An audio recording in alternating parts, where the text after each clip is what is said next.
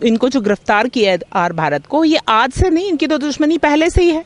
देखा जाए आर भारत के पीछे तो हाथ धो के पहले से ही पड़े हैं ये अर्नब गोस्वामी के पीछे, क्योंकि उन्होंने कांग्रेस के लिए कुछ क्वेश्चन पूछ लिए थे, तो कांग्रेस का ही हाथ है वहां पे, और ये सारा कुछ कराने में कांग्रेस का ही हाथ है। उनको अगर गिरफ्तार किया है तब भी कांग्रेस का ही हाथ है। देखिए जिस तरह से ये बदले की भावना से, चाहे कंगना के साथ कर रहे हों, चाहे आर भारत के साथ कर रहे हो, मीडिया के साथ कर रहे हों, बहुत शर्मनाक हरकत है और इसका खामियाजा इनको भुगतना पड़ेगा। और देखिए इन्होंने धमकी दी है कंगना को कि कंगना महाराष्ट्र में ना आ जाए, उसको ये कर देंगे, वो हरामखोर उसको बताया। वो हरामखोर नहीं है, कहने वाला हरामखोर होता है, क्योंकि चोरों को सब चोर नजर आते हैं।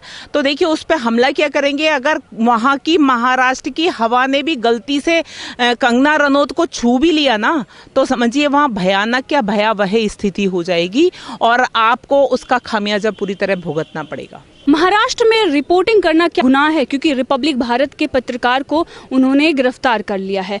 कैब ड्राइवर के साथ ही जो वीडियो जर्नलिस्ट हैं उनको भी गिरफ्तार किया गया है और ये लगातार जो सुशांत सिंह राजपूत मामले में इन्वेस्टिगेशन कर रहे थे और लगातार जो ये रिपोर्टिंग कर रहे थे, क्योंकि ग्राउंड रिपोर्टिंग कर रहे थे और इससे सच सामने आ रहा था।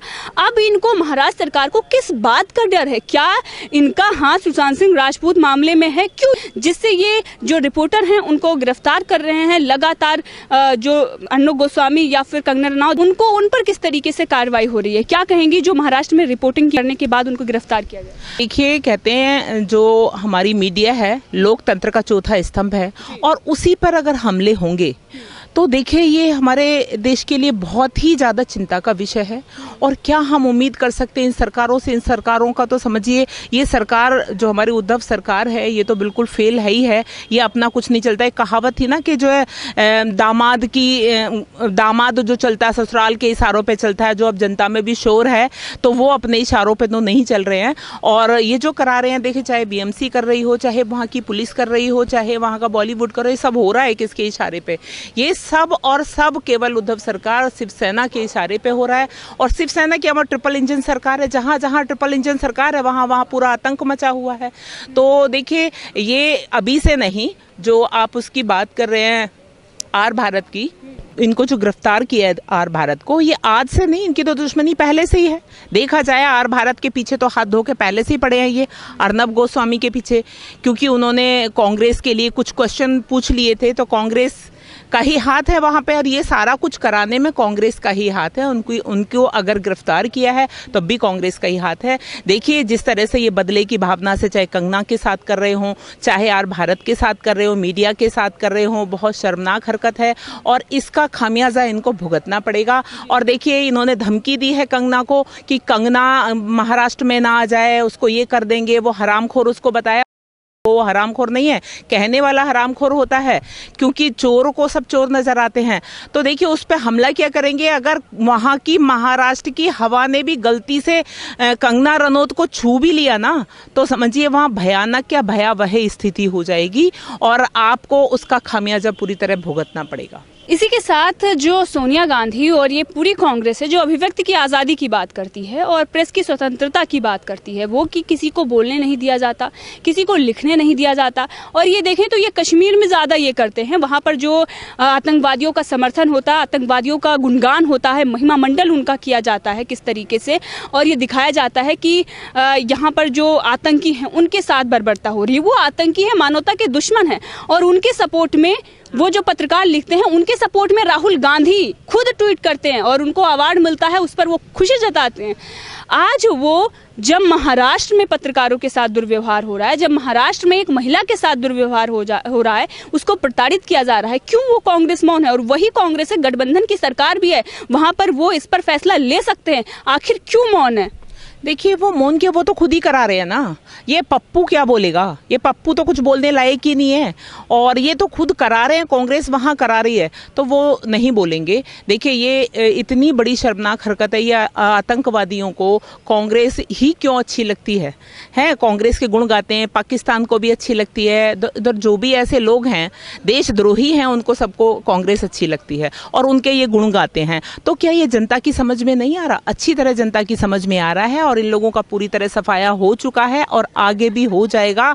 अब ये कितना ही भी कुछ करें, कितने भी कर ले, इनका खेल खत्म हो गया है और कंगना के पीछे ये हाथ धो के पड़े हैं। तो कंगना का तो रास्ता साफ कर रहे हैं और ये अपनी इमेज को अच्छी तरह खराब कर रहे हैं, अपने आप को ये खत्म कर रहे हैं।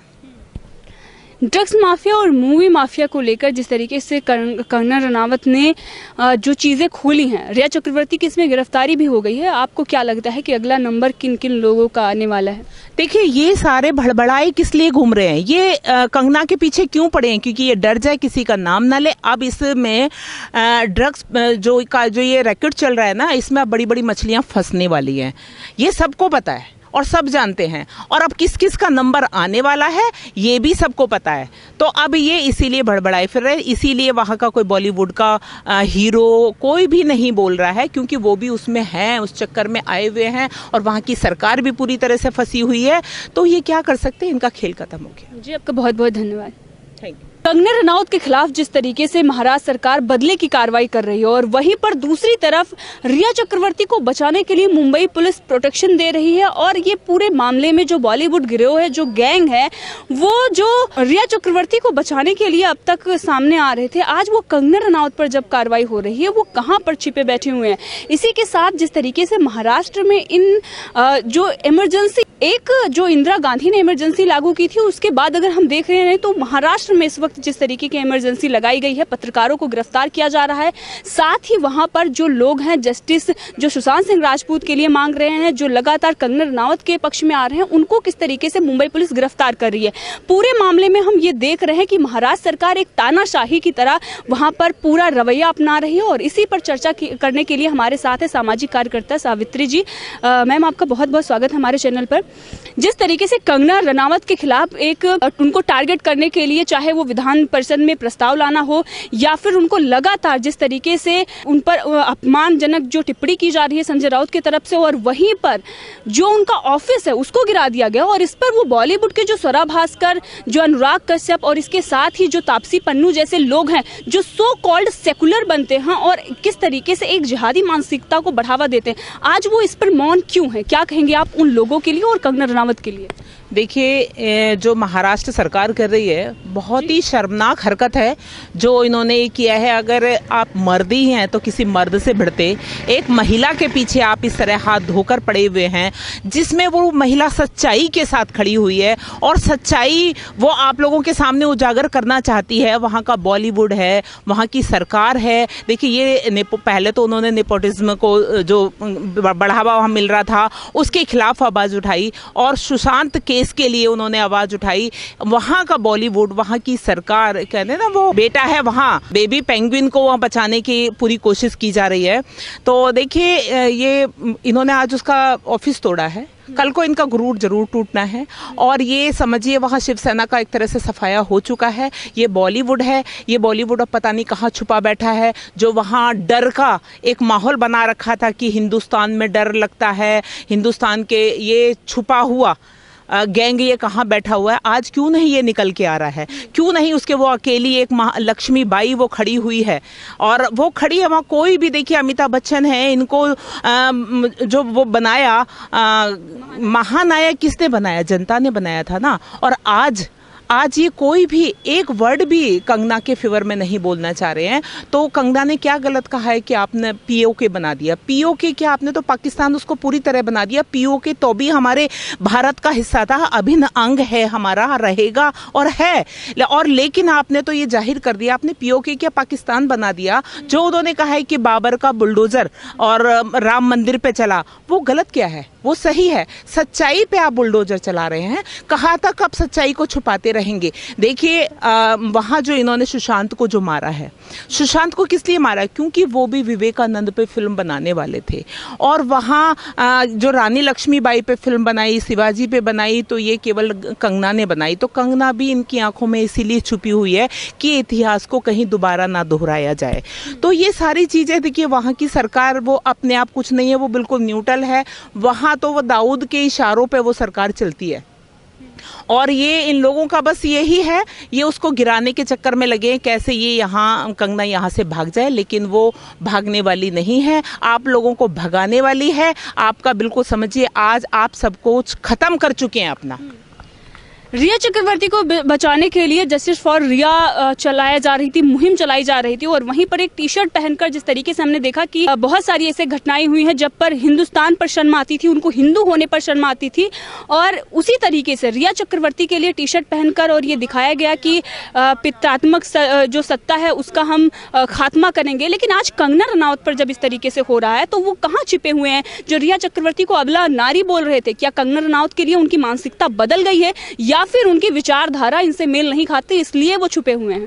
बस ये तो पितरात्मक की जो दुहाई दे रहे हैं, ये जो है ये दे रहे हैं उसके लिए कि भाई लिंग भेद जो बता रहे हैं, केवल और केवल ये कंगना में और उसमें रिया में अंतर कर रिया को बचाने का सारा खेल चल रहा है कि कैसे रिया को बचाया जाए। रिया अगर सामने आ गई और वो ज़्यादा उस पर प्रेशर आया तो वो कहीं हमारा भेद ना खोल दे, सिर्फ उसको बचाया इसलिए जा रहा है, वरना इन लोगों के लिए तो कोई भी इनका सगा नहीं है। और देखिए हमारे देश में लिंग भेद है कहाँ?